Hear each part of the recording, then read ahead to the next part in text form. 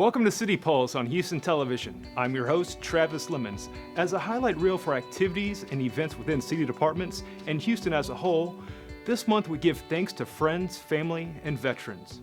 But let's start with Mayor John Whitmire appointing Van Tien as the new Metro Police Chief.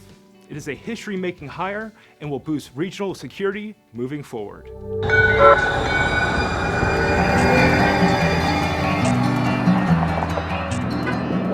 I could ask many of you to join me in this swearing in, actually giving the oath, but none more appropriate than one of the best appointments that I've made. Elizabeth Brock and her board members have a vision, a mission to make this the best transit system in the United States. Today's a very important day because as we swear in Chief Van Tien to the Metro Police Department, we are sending a strong message that our transit system will no longer be a place for bad guys. I, Van Tien, do solemnly swear or affirm. We will work together to keep everyone safe, whether you are a rider, live or work near transit, or are our very own Metro employees. So help me God. Congratulations.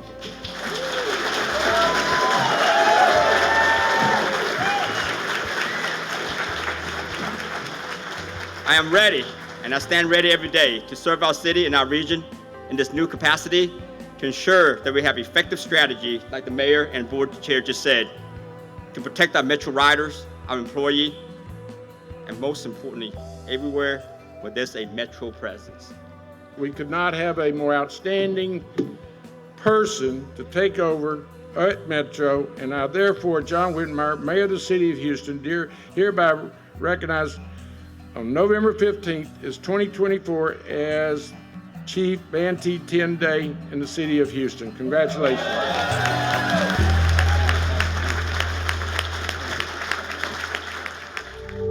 Thanksgiving and Christmas usually mean big gatherings, but Houston's green guru Steve Stelzer has the perfect solution for people who would rather think small and think green. Live in a tiny house.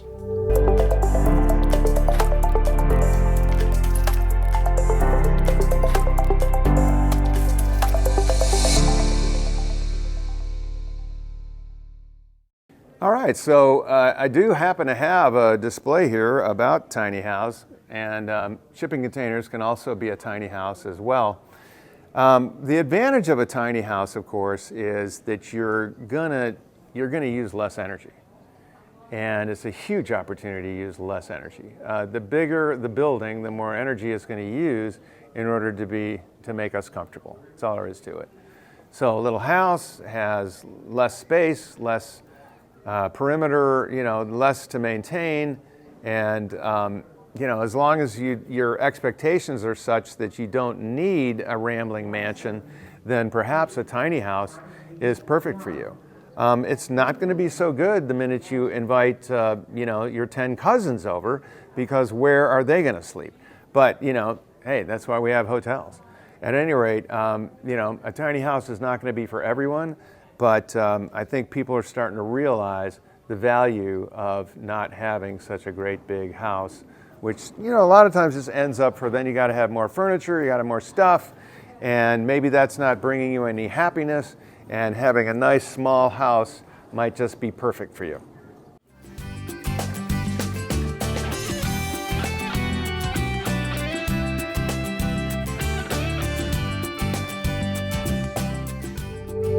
Okay, here's a quick test to see if slogans really work. When you hear the phrase, "just do it," or "breakfast of champions," what do you think? Nike and Wheaties, right? Now check out this next story from Spectrum Fusion. They met some champions at a breakfast reception for Special Olympics, Texas.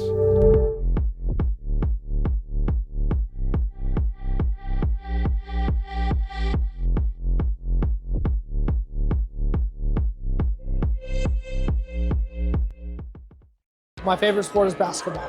It's a very popular sport, and I look to use basketball as a platform to expand Special Olympics in a big way. It's an amazing feeling to be here and make this kind of impact. I want to thank you all so much for coming up, and I look forward to seeing you all at the future Special Olympic Games.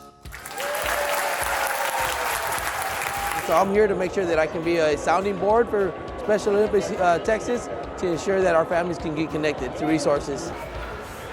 This event is just another opportunity to showcase and bring awareness to the needs of youth and young adults with disabilities that are participating in all forms of activities, given sports, employment. And so this is just another way of us to showing up to these types of events to let the Houston community know that we're here to support. Favorite sport? Equestrian. I started horseback riding at the end of 4th grade. My favorite memory is I got to throw out the first pitch at the Astros game on August 16th of this year, and I was representing Special Olympics for that. My favorite sport is bowling. I like to compete. I'm happy to be out here with my friends and competing. My favorite sport is bowling. I have a lot of memories with Special Olympics. I'm in love. I love my best friends at Special Olympics. These kinds of events are very important because it lets folks know that people belong in all types of public spaces. I'm wanting more organizations, celebrities, and many individuals to be involved with Special Olympics because it really is a great organization. I'm so grateful to have the outreach for letters, for celebrities and the people I'm reaching out to bring more awareness to this movement. Just want to say congratulations on a great event. It's a lot of great support. I think there's an opportunity to continue to make sure that Special Olympics Texas continues to do great work because of the support you have around you. So thank you. To find out more about Special Olympics Texas, you can visit sotx.org. When we come back, we honor veterans with the City of Houston. More City Pulse after this.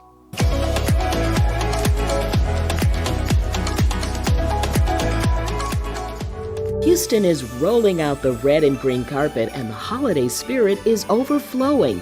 Ice skating, lighting displays, delicious sweets, and shopping. Let the lights above cast a twinkle in your eye as you embrace the wonder of the holiday season in 12 different villages that span downtown. When we celebrate together. The only thing missing is you. More info and hotel deals at visithouston.com. Haga su parte para proteger nuestras tuberías. Vierta, enfríe y tire la grasa en la basura. Y solo tire las 3P en el inodoro, pipí, popó y papel higiénico. Presentado por Houston Public Works.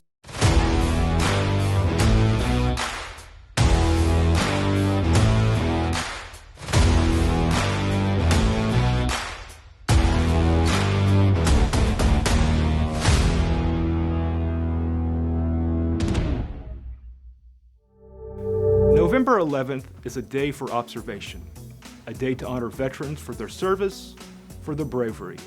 Matt Musil, the Communications Director for the Houston Parks and Recreation Department, profiles some of the military veterans that make Houston Parks and Rec the place where everyone belongs.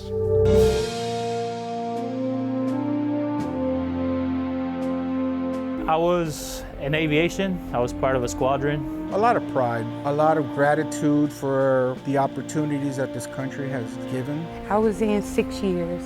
It was to fight for this country. United States Marine Corps, that's what branch I was in. If I could do it again today, I would go back in today. The Houston Parks and Recreation Department is recognized as one of the nation's finest, and a number of the great men and women that keep it that way are military veterans. Tim Farami currently works for Fleet in the mechanic shop as a welder and metal worker. Skills he learned while in the Navy. You know, the Navy is not just a job, it's an adventure. I wanted some of that. Besides a trade, okay, the camaraderie in boot camp, meeting all these other guys, just all of us doing what we had to do together, it made me a real man. All right, hey Cheryl. John Davidson is an accountant manager for Parks and Rec. John is known for his calm demeanor, but during his time in the military, I was in the United States Marine Corps. When Veteran Day rolls around, I really do feel that we are still being appreciated compared to, like you just said, from the era of the Vietnam. The soldiers returned home and they didn't receive the respect. Now, coming fast forward, we veterans are receiving respect, which is overdue. Hey, happy Veterans Day. Thank you. Thank you for your service, man. Anthony Aguilar is currently a senior buyer for Parks and Rec. he served in the Navy for 8 years and had 7 different duty stations, including Yokosuka, Japan. While aboard the USS Shreveport, his ship provided support for the Marine base in Beirut, Lebanon.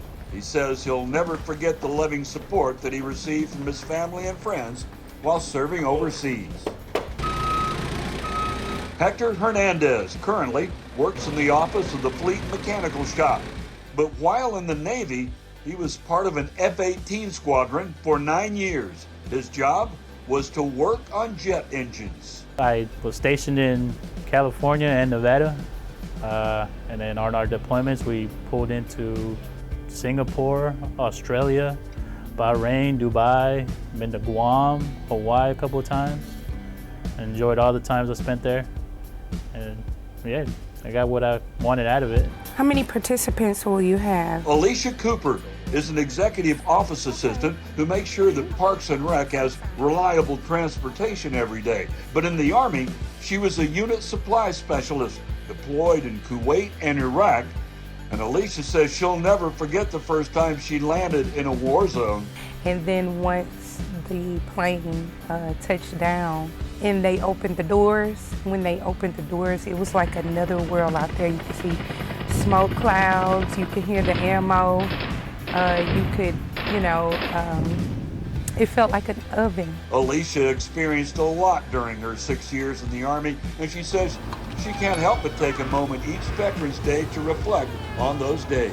Yes, I definitely do. And even if I try not to, the friends that you gained along the way from being in there, they're gonna make sure you remember. I've met some of the most amazing people when I was in the military that I'm still friends with until this very day. It's deeper and deeper every time we add. Daryl Linden is facility manager at the Judson Robinson Senior Community Center. But before that, he was in the Navy for 10 years, representing the 3rd generation of a Navy family. So Operation Desert Strike with Fitzgerald was when we shot Tomahawk missiles in Iraq, right off the coast of Iraq. So that was kind of what made me want to do my job at Park today, was because we shot those missiles. And I sat next to the captain in combat, and I knew some of those targets had kids. And I said, these kids are never gonna have a chance, So that was kind of tough. Plus we had some casualties on our side. So I said, you know what? I said, if I make it home, you gotta do something about it. See how low it is over there? Moses Becerra is a division manager overseeing 15 different community centers, but before that, he served in the Army. For me, it was important because I had to find a way to give back. I gave back, but I gained more. It did a lot for me. It challenged me physically, it challenged me mentally. I think I got the better side of the deal because I was able to serve and then also, benefit from it. And like all the other military veterans that we spoke with, Moses has a sense of satisfaction on this Veterans Day. It feels good to be appreciated, and it feels really good. I want to thank everybody for just coming this morning as we honor veterans. You look at the guys sitting in this chair, the sacrifices that they've made for our country. We are proud of these military veterans who have served our country. And now, while working at Houston Parks and Rec, they serve the citizens of Houston every day.